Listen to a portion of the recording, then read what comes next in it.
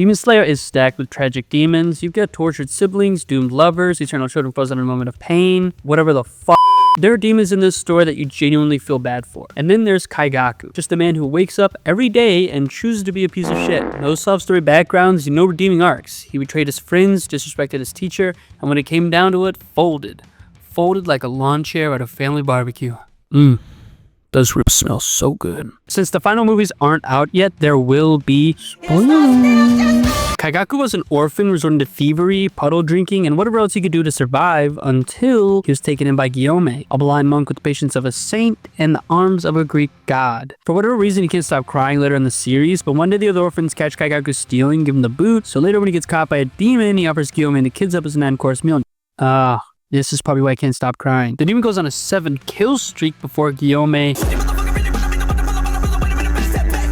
The girl who survived was so traumatized, she blamed it on Gyome, who was thrown in jail to be executed. And it was this moment, this spineless, rat-like betrayal for self-preservation moment that I probably would have done the same thing. This event also caused Kaigaku to develop an extreme sense of self-preservation and the belief that as long as he survives, he can one day win, so that's all that matters. Now, maybe, just maybe, you could forgive the whole temple thing. He was only a kid, poor, desperate, scared, like me. That time my aunt walked in on me playing with my one-eyed Willie. I said, hold up. Wait a minute. A few years pass, and Kaigaku gets a second chance training under the former Thunder Hashira Jigoro Kuwajima. Somehow, Jigoro missed Kaigaku's fucked up character traits, but because of his skill with the sword, he began training him to become the next Thunder Hashira alongside Zenitsu. Kaigaku hated Zenitsu because, well, he was a crybaby. Yeah, I made an edit about it.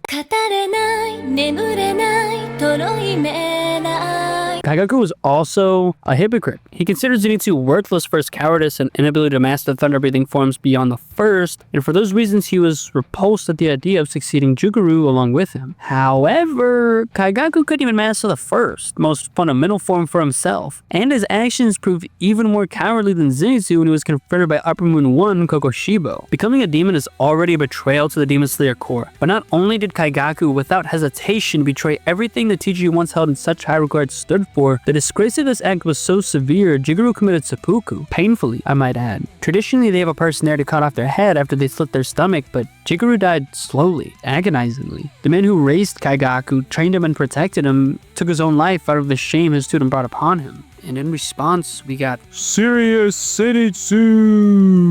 During Hashira training, Zenitsu gets delivered a letter that informs him of his teacher's demise. And he gets all stone-faced, so you know he's about to fuck some shit up. And shortly after this, we get...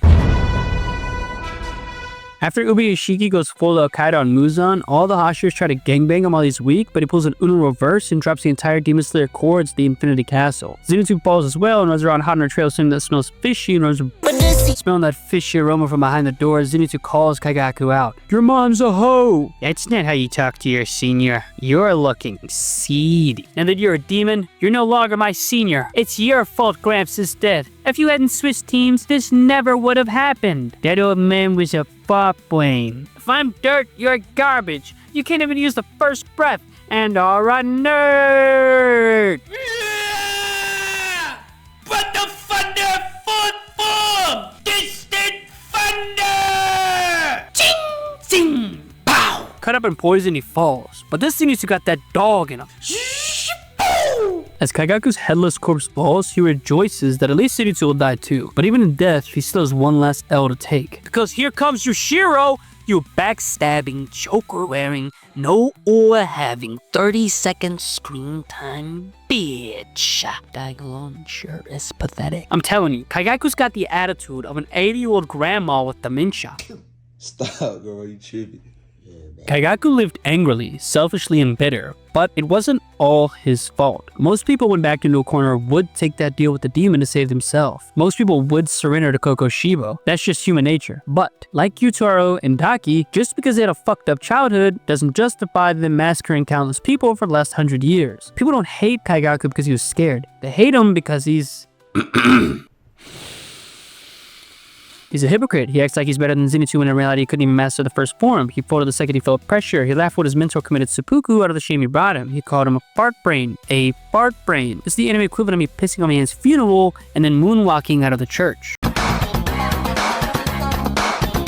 He walks around like he's a real victim. He's a hypocrite. He's delusional. He doesn't feel guilt, remorse, regret, shame, or sadness from any of his past actions. He's arrogant, selfish, a coward, and a self-pitying narcissist with the emotional range of a wet napkin. To put it simply, people hate Kagaku because he's an unapologetic asshole. He uses the unfairness of life to try and justify his fucked up actions. I might have said one or two of those twice, but that's just to try my point.